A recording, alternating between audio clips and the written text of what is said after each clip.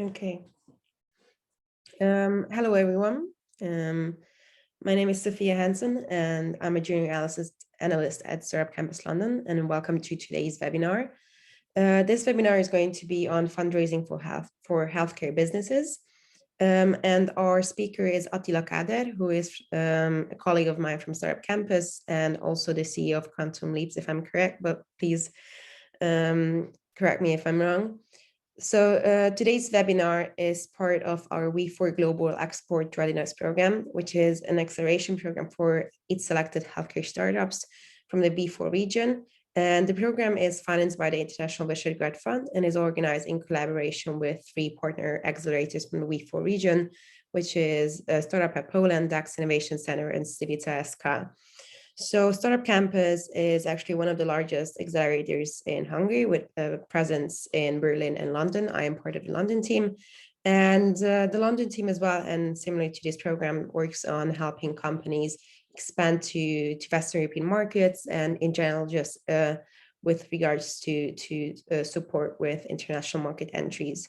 And our program, the We4 Global program, has these 8 selected startups that receive personal consultations, but furthermore, we host webinar sessions such as this one today. We have a total of 13 workshops, and these are open to a broader audience as well. So just a few housekeeping rules. This webinar is recorded and it's going to be posted onto the Startup Campus's Facebook and YouTube, so make sure to follow that. And questions can be asked in the chat function, in the Q&A function. As this is the webinar, you can also talk. I'm going to give you the permission, so you can also just speak up anytime. So today's speaker, as already mentioned, is Attila. Thank you for accepting the invitation and being here today. He's a really expert. I've had the opportunities to listen to him talk and just provide feedback, and it's always great to listen to him because I always learn how to ask and how to just question everything. I think within finance, you're a real expert on that.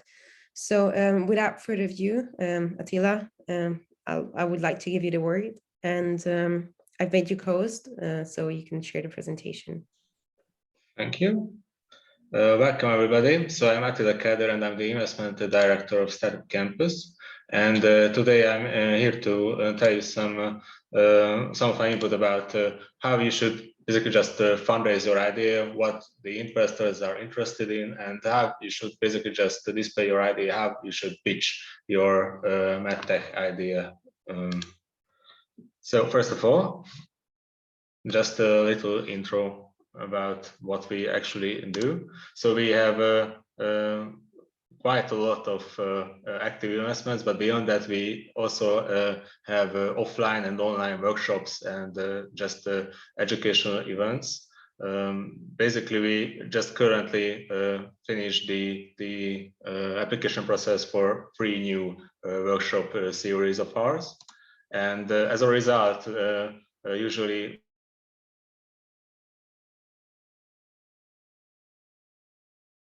some pictures about one of our investments that received funding of 50K last year. They are actually in the robotics industry, but we have startups from many different areas actually. So here is one from industrial and IoT sector. They just received roughly an investment of 0.75 million euros. So that's a much higher investment actually. And here's a medtech company of ours, Orthopred. They received also close to €1 million so far from us and some of our co-investors in Hungary so far.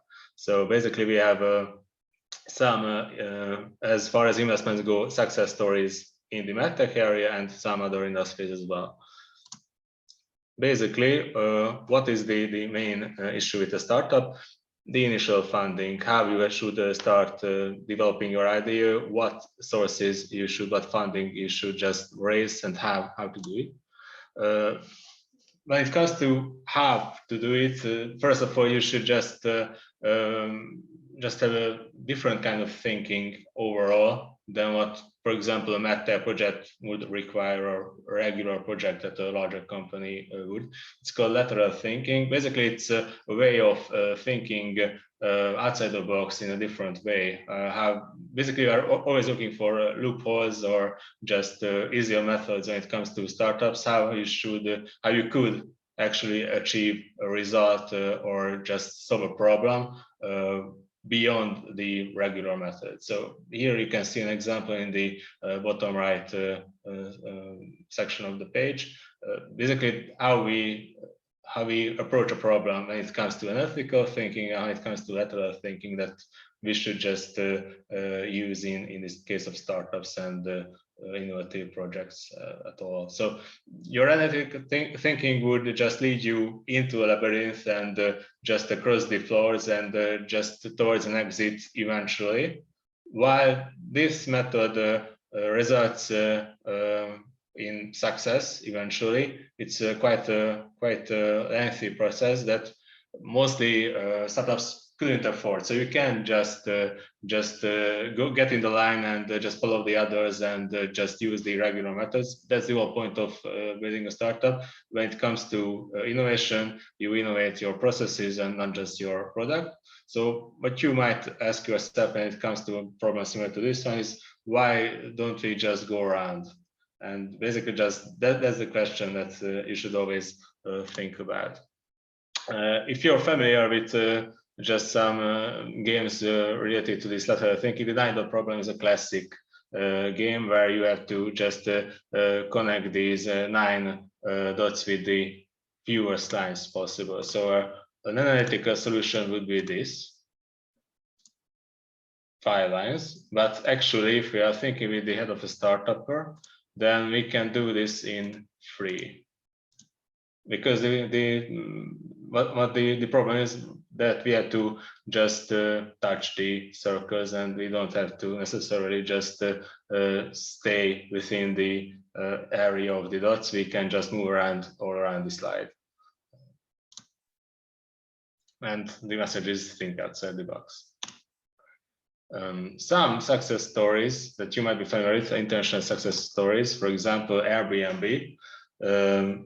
Basically, their initial idea didn't really require a huge funding. So basically, Airbnb is just short for air, bed, and breakfast. And basically, it's just a service that where they just filled a hole in the market. Initially, especially in the Silicon Valley and the related areas, hotels and apartments were full all the time because all the conferences, all the different events going on regularly. And these guys just thought, why wouldn't we just allow just regular people to just set up airbeds, just provide breakfasts, and just basically provide space for a lot of more people without the need of investment into larger new projects, basically developing any kinds of hotel areas or apartments. What people just did is set up an airbed for a few dollars, and here you go, you have more space for more people. They didn't really need any great initial funding, but eventually they actually did raise a huge $600,000 USD investment when they thought about the acceleration and the growth of this idea, how it should just get bigger, how it could get international and actually reach new markets. And in 10 years, they reached a company value of $18 billion. So basically, all it took was 10 years and a small initial investment in work and not in actual money. The money came later after their first already successful year. So basically, the message is just don't ever really give up, just develop some kind of initial product or project that you can do by yourself. And if you have basically just a slice or something that you can display to investors, that will just bring in all the funding that might be required. If you think big enough, if you reach all the investors that might be interested, if you actually reach out internationally. Because the other problem is that always comes up is startups or team members, when they start working in this area, just don't think big enough. They think in their regional or their local environment, and they reach out for the closest potential investors and not the best fitting, the most suitable instead. But you really just should think about is what is the area that you're approaching, what is the solution you're providing, who do you create the value for actually. Can it be applied in a clinical environment? Is it for dentists? So who is the target, and what investors invested previously in these areas actually? So for example, here you can see some of the basically largest companies nowadays, how they started. It all started in garages basically. So that was their initial funding, their initial projects. On the left, you can see the Amazon, how it started. It was basically just an online bookshop initially, and then it turned into this great dropshipping system that you know today. And on the right, you can see all the different garages that Apple, Disney, and Amazon all started from. So all you need is basically just a place to work at, and just the time that is required to reach a development phase where you can just, you have something to show the investors, you have something to sell them. And one other great difference is that you have to think about is basically just the way you approach methods and the way you approach funding itself actually. So with an enterprise company, you have annual, basically annual budgets, annual project results, that milestones you have to reach. Everything is in a very well organized fashion. With a startup, it's never like that. You have a so-called runway, basically just the time that you have left that you can fund. So if you receive a initial funding, say 50,000 euros, you might say that you have a runway of 8 months because you will have you can sustain your enterprise for 8 months from that initial investment. That's the amount of time that you have until you have to find basically your first clients that might sustain you. In that case, that you can enter into a self-sustaining period of the company if your income actually covers your expenses, including your fixed and variable costs. That's almost always after the first 2 or 3 years of development, especially in the medtech area. So as a rule of thumb, the first 2 years of a startup always results in losses, and huge losses actually. And that's where the investments come into play. If you develop fast enough, if you develop rapidly, and if you basically just expand your business exponentially, then you do actually need the investment to develop further, because while you can organically grow and just spend the time to develop the system further, to reach your clients one by one and so on, you might be too slow for the market, and the market might actually get ahead of you. Where the actual investment comes into play is when you actually have the plans ready to develop and to expand, and the money is for acceleration mostly. With startups, you have always a deadline, a milestone that you have to reach, and then you can just approach new investors, you can approach more clients, new markets. Basically, it's always a ticking clock with startups, but that's the exciting part. Okay, so I've talked about the necessary funding of the startup for growth, for acceleration, for just rapid expansion.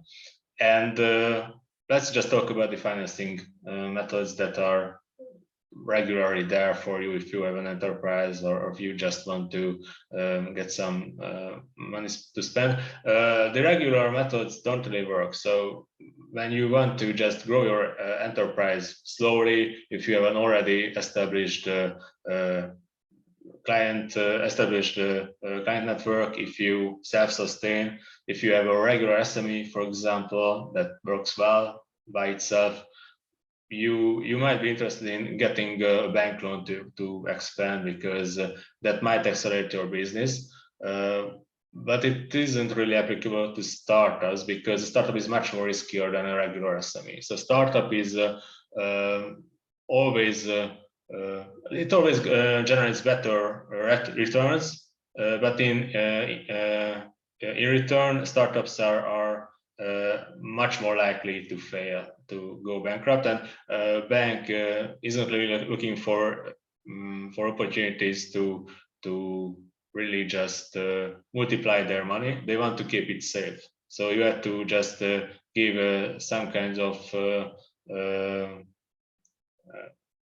security, or just ensure the bank that their money is safe. And with a startup, you can't really ever do that, not until you reach a growth phase where you are really not even a startup anymore. You are more an innovative SME or self-sustaining R&D business, for example. Basically, banks just won't give you money in a nutshell. When it comes to grants, the problem is that usually grants either require a great amount of own funding, at least initially. So you have to just develop the project, and then you can just send in your invoices, your bills to the government, for example, and then they just pay you the money that you've spent on R&D back. That means that you have to just self-fund everything first, and then you can just get your money back. It doesn't really cover your ongoing expenses. You have to have a very large initial investment yourself. Startups mostly can't really afford that. And even if we do find some grant constructions that do provide you some money beforehand, before you would start the execution, they aren't really reliable. So mostly grants are provided in waves, and between the different waves, you might have your expenses growing, or maybe a wave is delayed. You can just get your grant later than expected. The administration takes up more time. Everything can basically just go wrong with the waves of the grants, and then again you won't have the money that you need to spend at the time, and you might go bankrupt despite having some additional grant in the bank. So what might actually work for startups, and especially medtech startups, are basically the following opportunities, and I highlighted two of them. I'll just shortly tell you why. So one very popular method, especially in the US, is the 3F model, where basically your initial funding comes from your network, your own network, your friends, your family, and fools. Basically just people who just trust you without thinking, people who just get pulled in by the idea, for example, or what you are trying to achieve, especially if it has some kind of social impact. Then they might not even think about the consequences or the risks. They just want to support you. There are some of those, but not much in the region, actually. So it's, as I mentioned, it's a method that is more popular in the Western countries, especially in the US. In the WFOs, it's much less popular because the 3F model is mostly supported by the previous activity of the industry. So in Western Europe, in the US, the 3F investors and the angel investors that you can see at the 4th bullet point are just boosted by the successes of previous startups and the owners and the founders of these startups. Basically, founders of successful startups gain money from selling their shares. They gather a very huge wealth, and then they just invest some of that money into new startups and new innovation opportunities. That's where the free F&D angel investor tool comes from. In this region, this market is not, it's very young, it's not well developed enough to actually have this history that might provide these opportunities from just individuals who are interested in the market. When it comes to crowdfunding and crowdfunding, what you have to think about is that reaching a huge crowd and actually just getting their attention and then their support is a project and an investment of itself. You have to invest a lot of money into, especially marketing and sales, getting the right photos, the right video content, the getting, for example, influencers to support you, getting into the right websites, the right social circles to actually reach your target market, where they can just find, you can get funded by them. Crowdfunding and crowdfunding is basically the model where the potential and initial clients that you might reach pre-fund your project or prepay for your solution, your product or service. Basically, your investors and clients are the same, initial clients actually. But you have to reach lots of potential clients, even in the customer, the B2B area as well. So you have to work from a very large pool that is very costly to reach. When it comes to startup programs and competitions, they are very good for marketing your project, for reaching lots of investors. For example, Y Combinator has competitions that are displayed worldwide, and they are very good references even after that. If you get into the program for future investors, so if they see that you reached a special segment or a competition of Y Combinator, they actually just had you at one of their events, then it's a very good reference for future collaborations. The problem with competitions is that they support very few startups. So the popular, the main competitions that people might be interested in support just a couple of startups at all, half a dozen, and that provides a very good opportunity to very few startups. You can't really rely on that. We already talked about angel investors. And when it comes to the two highlighted types of investors, these are the ones that you should probably be interested in. One is incubators and accelerators, who provide you your first rounds of investment and some specific business and industry-related support. So mostly incubations and accelerators aren't just about the money. They actually provide you feedback, they provide you input when it comes to developing your business. It's basically just a collaboration.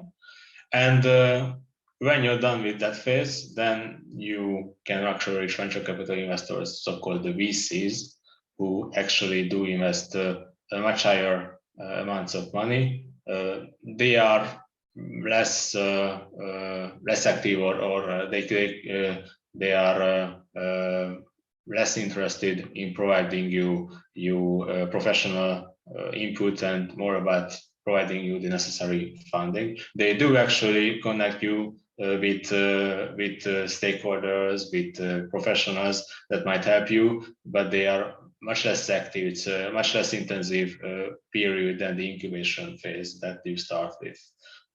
In both cases, the money that the incubators or venture capital investors provide you is called smart money, because it doesn't really only come with funding, it comes with professional input as well.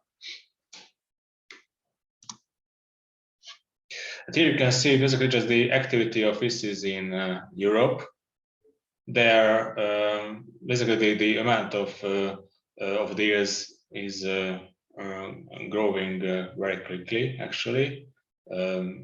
while 2020 was a low point, it really just reached the level of 2018. So it still indicates growth in the market. And another interesting fact is that the amount of money that each individual deal consists of, the amount of money that the VCs provide each individual startup is growing.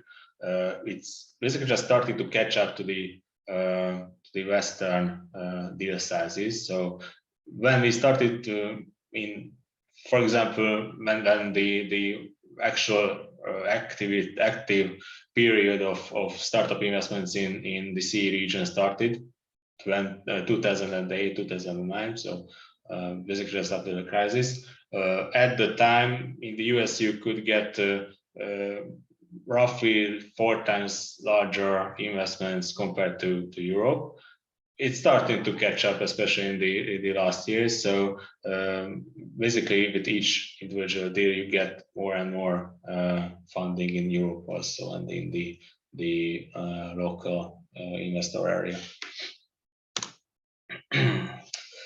Okay, and the next question is that I point to you is what does a VC invest into actually, in your opinion? So what catches them? What is the one thing that you already have when you approach them initially, and what is the one thing that they can just check reliably, and they can just put their faith into with less risk?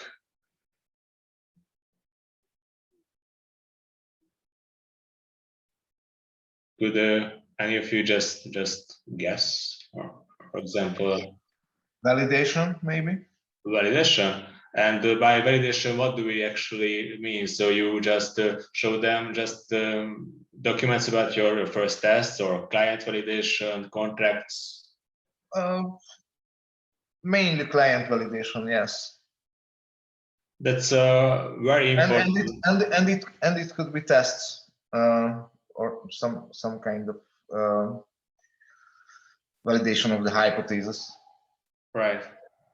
Yeah, but that is a very important factor. It can actually be a deal breaker or a deal maker factor. It's not the cornerstone of the whole process. It is not necessary in most of the cases to actually have validated products. So, for example, in the case of the startup that I already showed you, for example, Orthopred, they didn't have their product validated or accepted internationally at the time when they got their first VC investment, but he did have something else that actually just convinced the VCs. So validation isn't necessary, but it is always a plus. In the later stages, it can just be a deal maker or deal breaker, but initially, not really. Any other guesses? Okay, so basically the answer is team. This is the one thing that you have even from day one. So you don't have a developed business model, you don't have the product ready, you don't have anything, but you do have your team, the people that you started your project with. That's the first thing that you have to just get right, actually. Your idea can change, your business model can shift, everything can just vary. You can even change your market during the incubation phase, because when an incubator invests into you, the whole goal is to not only just validate your product or service, startup at all. The goal is to validate whether it can work anywhere at all. So if you can just shift your idea into something that can work in a different area or in a different market than what you initially told, then it's all right. And then what all just happened is you got your target market wrong, but your processes and your products were in the right place. When it comes to team, that's the one thing that you are, first of all, the least flexible with, because the founders are mostly just want to quit the project if they are actually motivated to follow on. If there is some kind of conflict between the funders, that could result in the biggest problems of a startup, actually, beyond everything.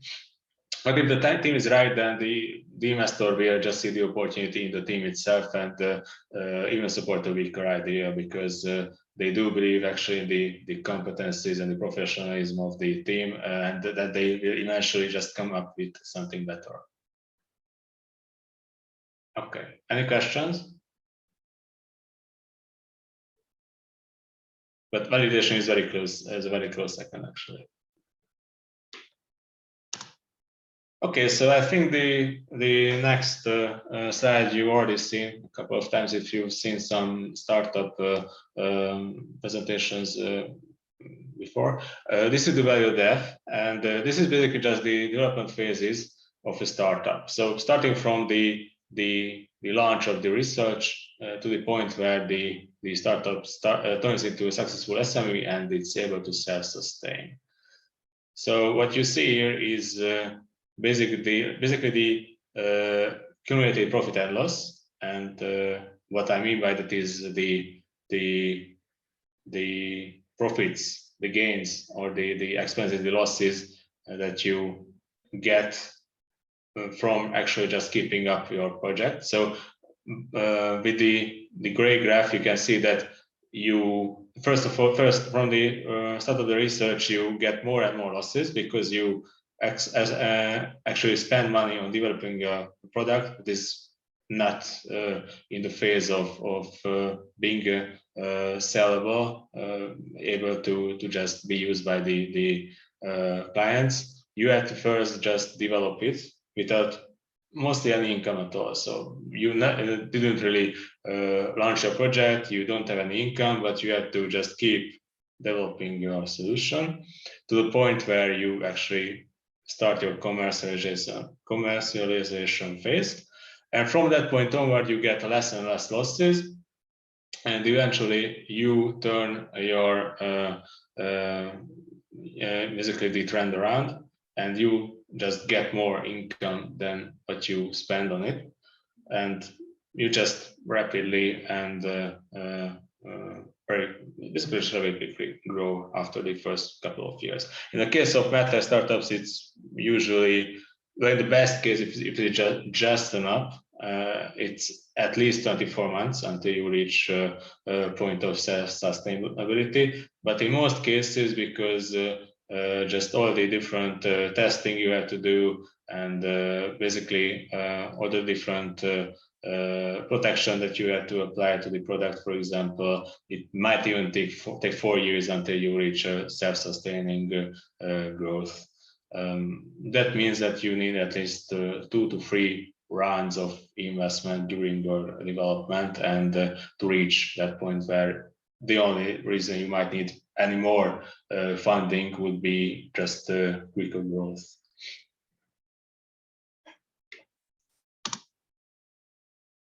Yes, and basically this is the point that I just highlighted. This line represents the amount of investment that you might need summed up into just one number. So this is the amount of funding that can get you to the point where you self-sustain.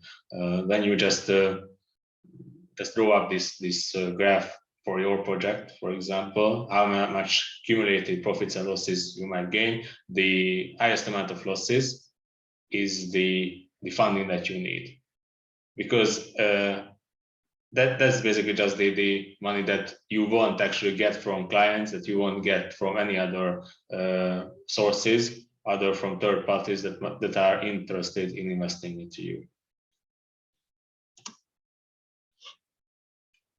And one thing that you might think about is just minimize this red line. So what you want to do is give up the least amount or the least percentage of your company that you can afford. You don't really want to just get 3, 4, or 5 rounds of investment in vain and just spend the money on costs that are not really necessary for a project. You have to think in a very streamlined fashion, very clearly. So you have to have a very clear vision. You have to have a focus on your current targets and milestones. Basically, that's how you can just be moderate with your numbers and keep your expenses low, while you can just grow your incomes and launch your project or product as soon as possible and get your own money from your clients instead of investors.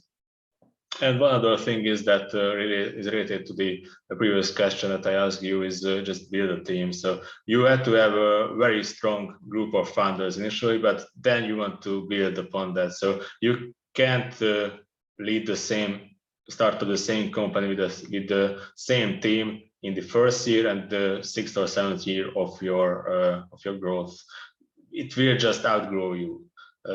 Because by the first year you might be just a small company that is developing an innovative process without clients, with one investor, with local marketing, with just a local presence.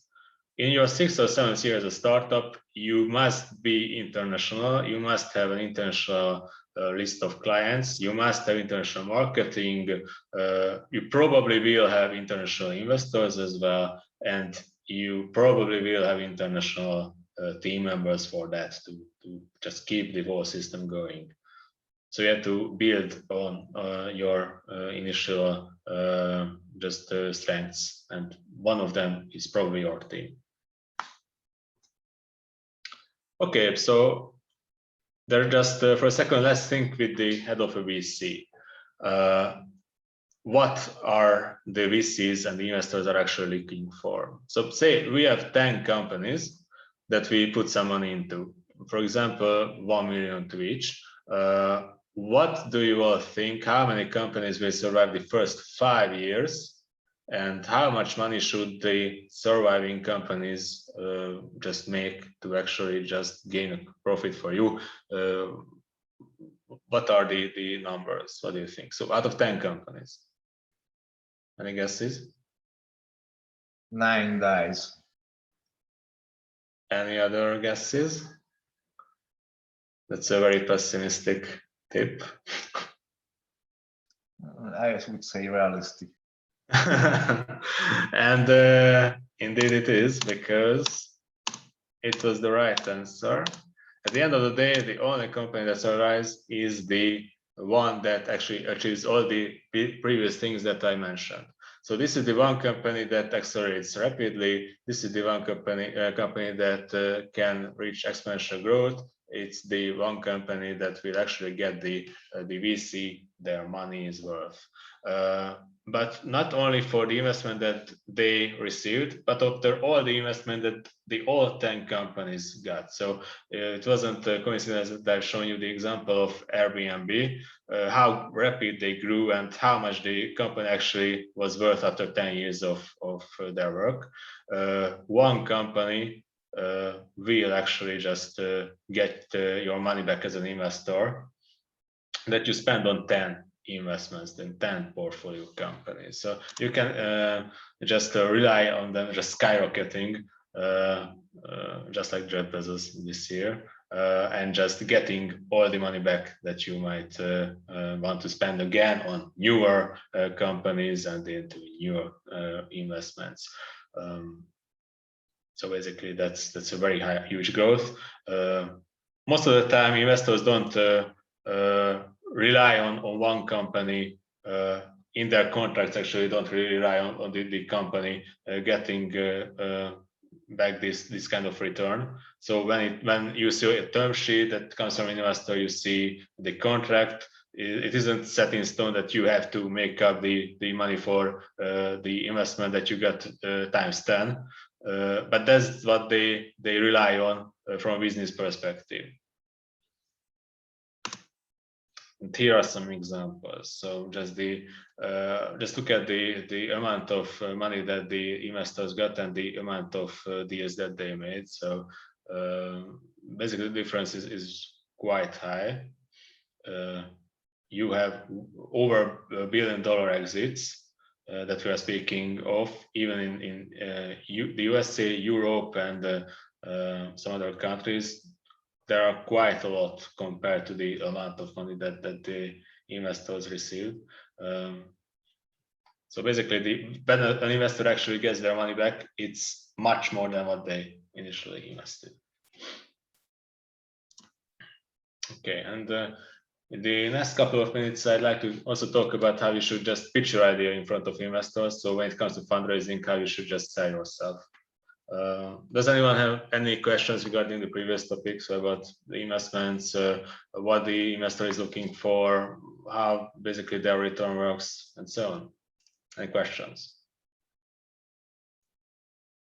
Okay, so let's go on.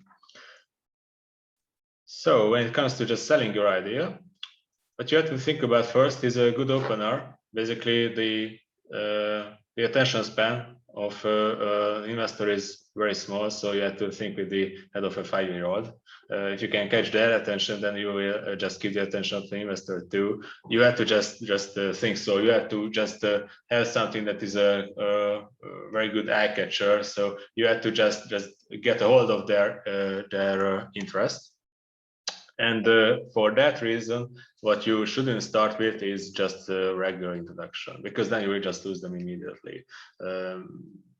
Things that the investor don't care about is who you are and what you will talk about, and if it is enough, then no, they don't really care about that. What they do care about is just a very good intro that actually gets to the point immediately. And you have to just do that in the first 5 seconds, actually. So what do I mean by that? You have to have your idea summarized in the first 5 seconds, in the first sentence of your presentation. You have to have just a very good opener that will just catch their attention immediately. If you do that and achieve that, then you get another 30 seconds to just develop further what you want to say. And in the next 30 seconds, what you want to usually focus on is the problem that you solve at the market that you target. So just for them to see that, yes, your solution actually has some kind of potential. Yes, there's a market for it. Yes, this is a real problem. I've already encountered it, and so on and so on. And if you do that, then you get another 4 minutes. I misstated, 4 minutes, not 40. And overall, in a 5 minutes presentation, you can just pitch your whole idea, and then they just listen to you. Actually listen to you, and not just pretend. And one other thing that you might want to utilize is just some high points during the pitch. So for example, here is Apple. They always had one of their high or the highest point at the end of the presentation, where they just throw in another information, another booster, some kind of story about the problem that you solve, something that actually just further supports the validity of your solution or your background, your motivation, something. You want to just keep their attention up by just having some high points. Here is a pitch that actually received a phrase at the so-called Startup Fest a few years back, and they actually won a pitching competition. I just like to show you as an example of how a startup can get the attention of investor. Basically, it's all acting. It's all just getting their attention very quickly, very easily. So let's play that.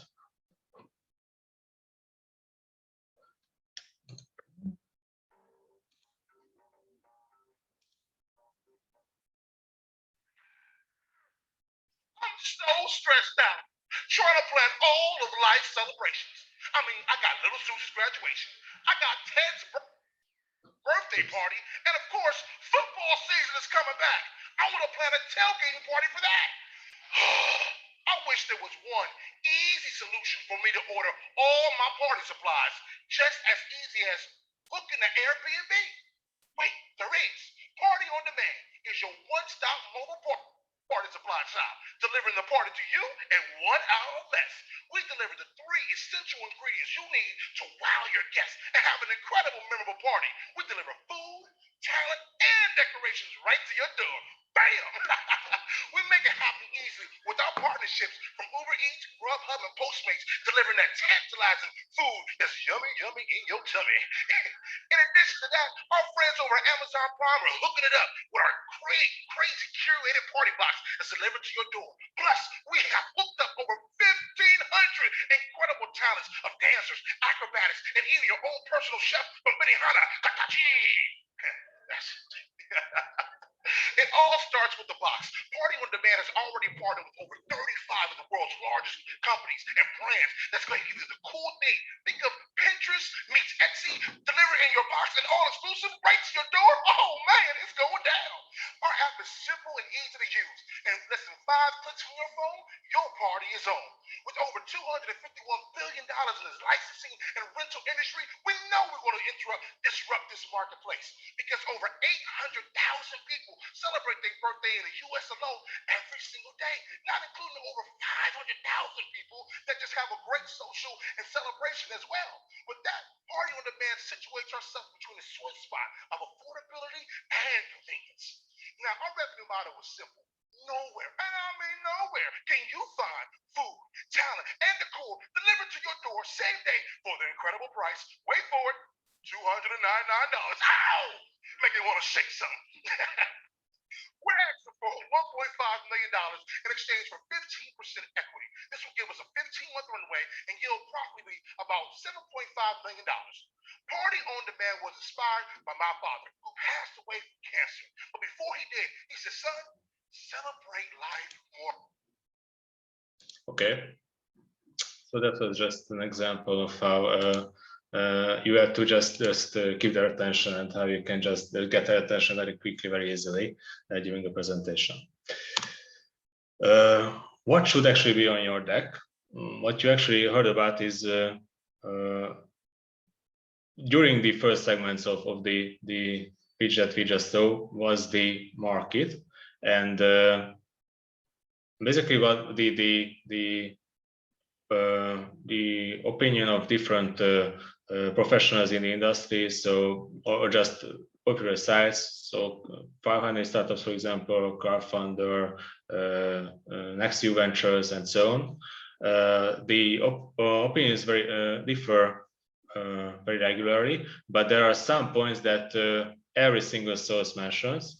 One of the most important is competition and your market, the problem that you actually solve, the solution that you actually provide, what exact business model you actually plan, team members, of course, that we already mentioned, and how much money you actually need and what do you offer in return. So what percentage of the company are you willing to give up? These are the key factors that you have to just keep in mind when you fundraise. These are the topics that you just can't really ever avoid.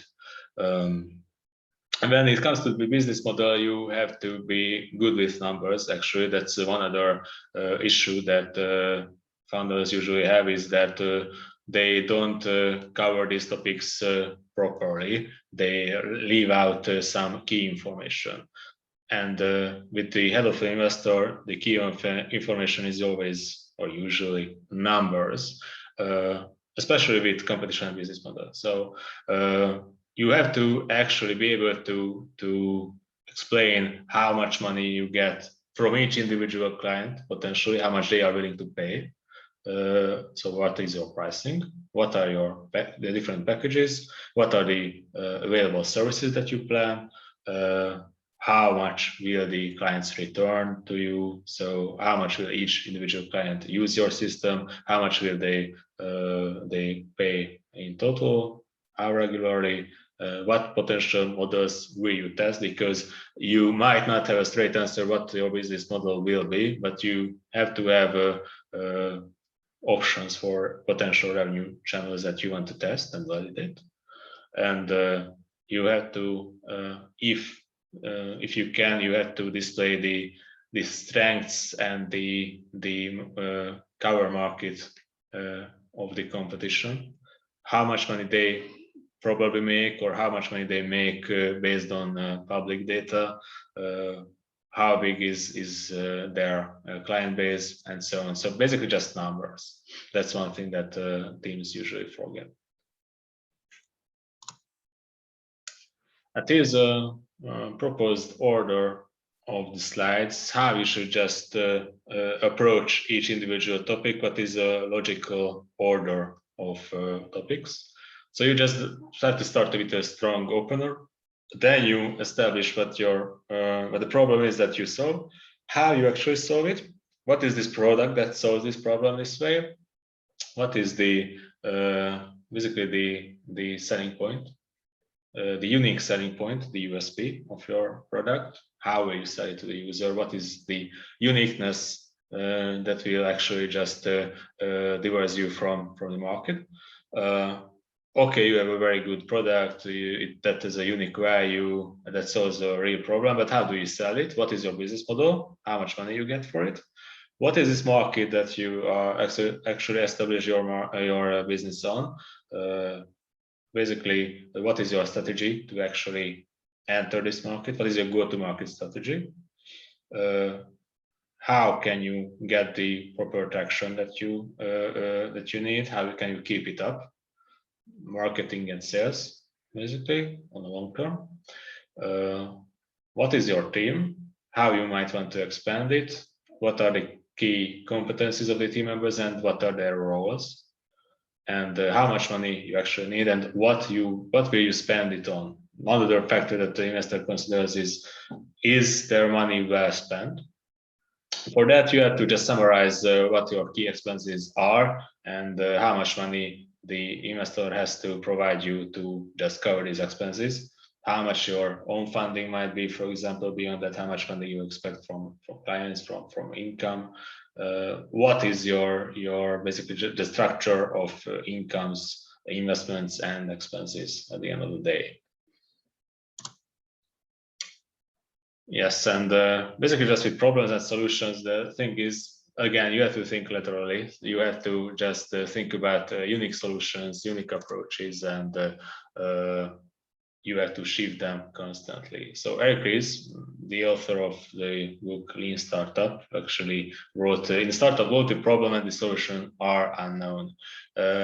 Basically, this is the challenge and the beauty of startupping at all. But this is the difference between an innovative or an R&D focused SME and an actual startup, is that with a startup, you just follow a road that doesn't really exist yet. You are a pathfinder, you have to find your own path, and there isn't really a route to follow or a way to do the thing, and you are never really ever really sure about even the problem, not to mention the solution itself. So you have to always just think about how you can shift your idea, adapt to the market, and how you can just actually solve the problem and reach your target market. So for example, here's one problem that a startup solved. It's a problem of cabs. Basically, it was a very old technology that wasn't really up to the task nowadays, and the hailing, the reaching the cabs was very hard. Most of the time, the time that it took to take a cab was just too much. You got late, and there are all kinds of problems with regular cab methods. And this is something that Uber approached to solve by an on-demand car service that was based on a network, basically just a small ecosystem that they established that is based on an app at the end of the day that connects drivers and clients very easily. With Airbnb, similarly, there's a very simple problem. Booking a place to stay at is very pricey. Hotels are not really connected to the local ecosystem, the local culture, and there isn't really a very easy way to actually either rent or an apartment or just borrow an apartment to a client. There wasn't really an open market for that, and that's the segment that Airbnb targeted. They actually opened up this market and broadened it up by just having new potential rooms enter the market.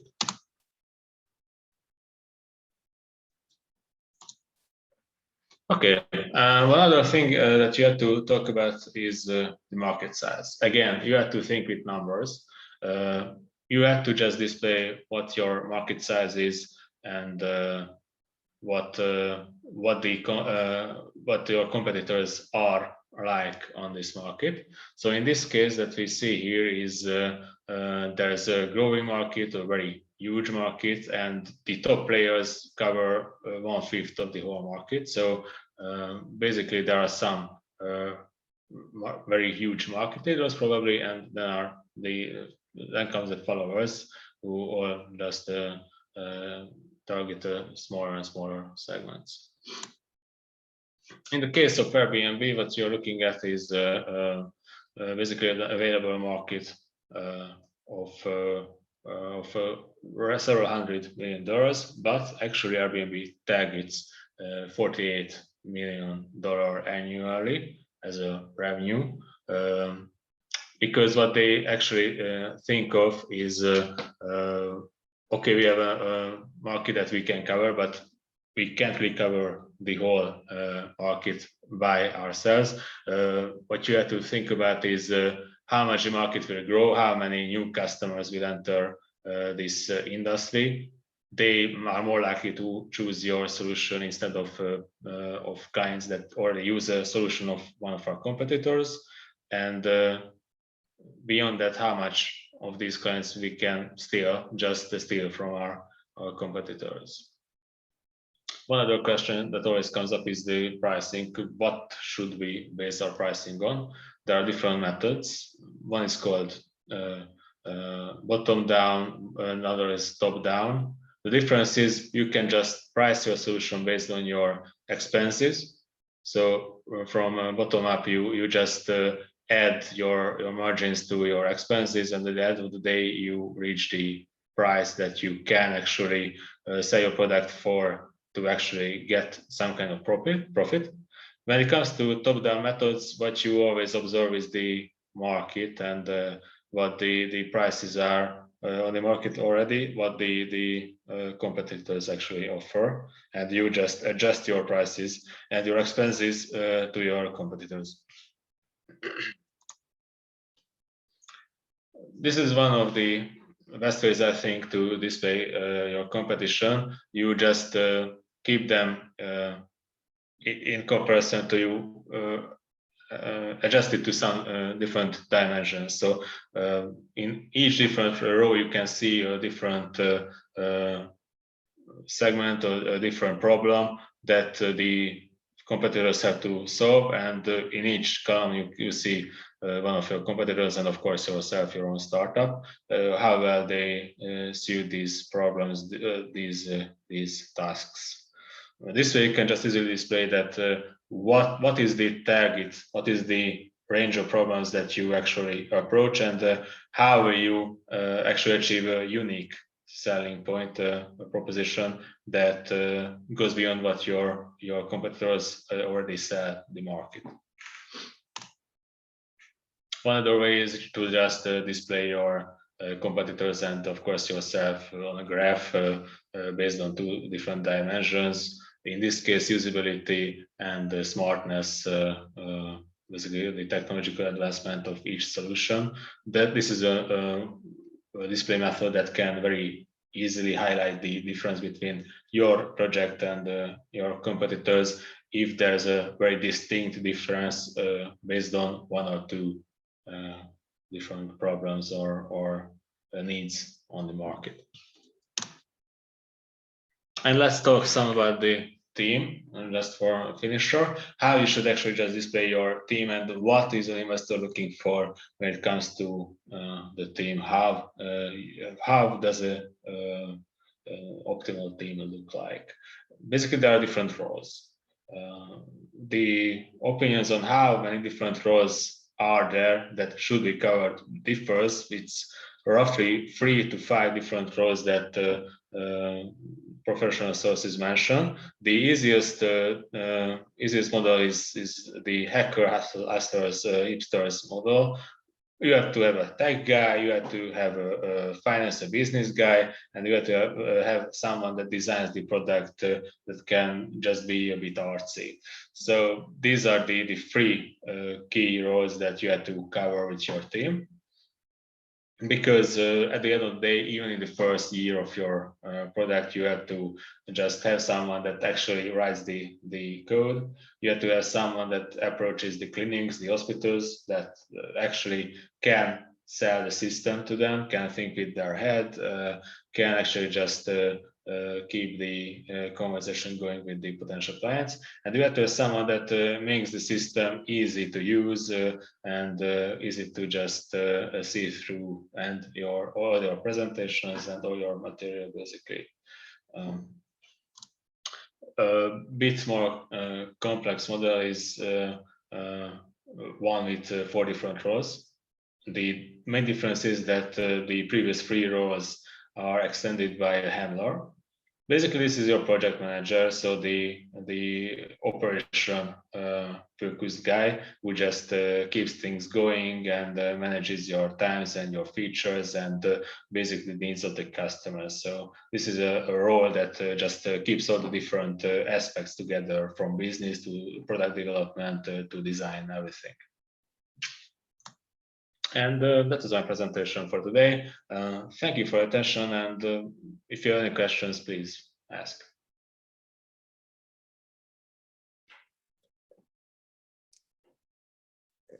I would have a question. I mean, you talked so much about what to do and how to do it. So what are your advice on what not to do, like what's in a pitch, what not to mention, or what you see as a mistake often that's just way too excessive and startups, and maybe something with regards to healthcare, any advice, or how is it different? So in the case of healthcare, it's most of the time it's a very technology-oriented industry, and in many cases the pitching guy who actually just approaches the investor is a tech guy or just a doctor, someone who is very familiar with the technology. And a very common mistake is when the pitch is all about the product, it's all about the technology, all about the background data that is important for the professionals, that might be very interesting at a doctoral course or at a conference that is only visited by professionals. But with an investor, it's very different, because even medtech focused or medtech only investors are not that familiar with your project or your expertise, and they are not interested in the technology mostly. They are interested in the problem, the solution, and the market. The pitching guy can get carried away by the interesting parts of the technology, and that way you can very easily lose the attention of the investors. Yeah, that's true. I don't have as much experience as you, but I saw that as well. So it's so many times just overcomplicated, and you have to imagine, as you mentioned, like the investor is a 5-year-old child. Try to explain your healthcare startup to a 5-year-old child, and that should be your approach. Are there maybe any questions from the audience? Okay, I see no one is unmuting themselves. Well, with that, thank you, Attila, again for your presentation. I hope that the audience got some new information and is able to extend their skills on fundraising and pitching. And with that, I wish everyone a nice weekend, and thank you for joining us today. And make sure to follow Startup Campus on Facebook. We have a few more webinars upcoming within this program, and it's going to be advertised on Facebook, so make sure to check that out. So nice weekend then, and goodbye.